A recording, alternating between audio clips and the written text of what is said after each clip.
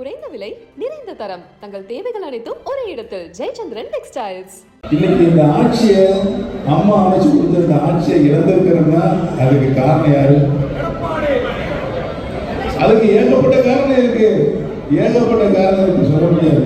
எனக்கு எல்லாம் ஒரு குடும்பம் எல்லாருக்குமே ஒரு உண்மை தெரிஞ்சாகணும்.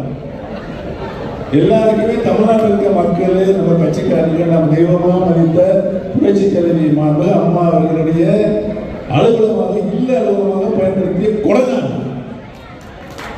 அந்த கொடநாட்டில் நாங்கள் தர்மீகத்தை நடத்திருக்கோம்.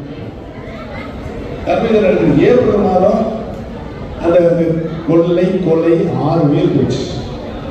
பச்சை நம்பர் தான் கொடநாடு போச்சு. ஸ்டாலின் என்ன சொன்னார் தேர்தல் பிரச்சாரத்தில்?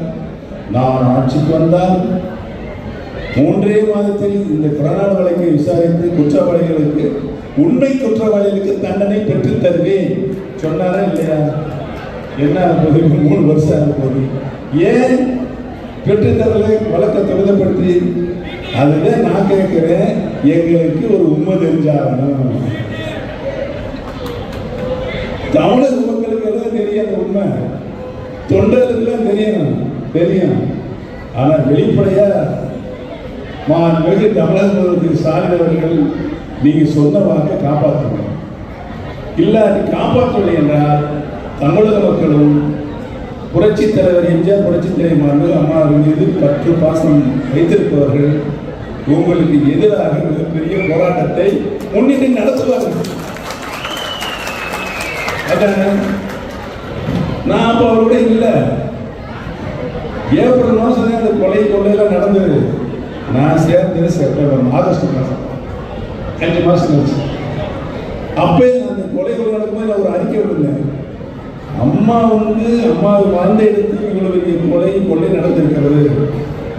அப்பொழுது முதலமைச்சராக இருக்கிற திரு எடப்பாடி பழனிசாமி அவர்கள் துரிதப்படுத்தி இந்த விசாரணை துரிதப்படுத்தி உண்மையை வெளிக்கொணர வேண்டும் என்று நான் கடுமையான ஒரு அறிக்கை விட்டேன். அதான் நடந்துச்சு அல்ல. அதுக்கு முன்னால உங்களுக்கு எல்லாம் என்ன நடந்ததுன்னு தெரியும். உலகத்திலேயே ஆளுங்கட்சி எதிர்கட்சி கூட்டணி அமைச்சிருக்கு, அது தமிழ்நாட்டில் தான். அனைத்து இந்திய அண்ணா தொண்டர்களுக்கு தந்த உரிமையை இன்றைக்கு பறிக்கப்பட்டிருக்கிறது.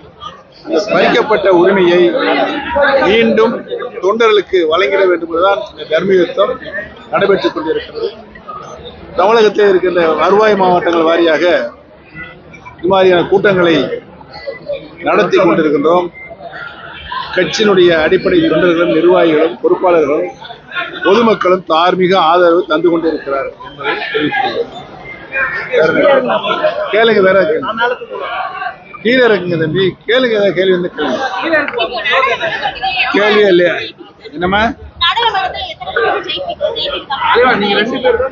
உறுதியாக நாடாளுமன்ற தேர்தலில் இந்த தேர்தல் இந்திய திருநாட்டை யார் ஆள்வது என்ற முடிவுக்கு தான் இந்த நாடாளுமன்ற தேர்தல். இந்த நாடாளுமன்ற தேர்தலில் ஏற்கனவே 10 ஆண்டு காலம் ஒரு சிறப்பான ஆட்சி இந்திய திருநாட்டிற்கு தந்த திரு நரேந்திர மோடிஜி அவர்கள்தான் மீண்டும் 3ஆம் முறையாக இந்திய திருநாட்டுடைய பிரதமராக வர வேண்டும் என்ற கொள்கையின் அடிப்படையில் நாங்கள் இந்த போராட்டத்தை நடத்திட்டு பிரச்சாரத்தை முடித்துவிட்டிருக்கிறோம்.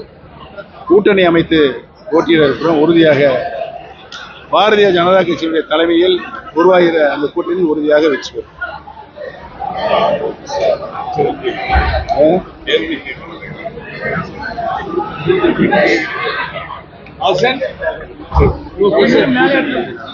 ரொம்ப சந்தோஷம். அனல் பறக்கும் செய்திகளை அப்டேட் செய்து கொள்ள நக்கீரன் களத்தை இப்பவே சப்ஸ்கிரைப் பண்ணுங்க.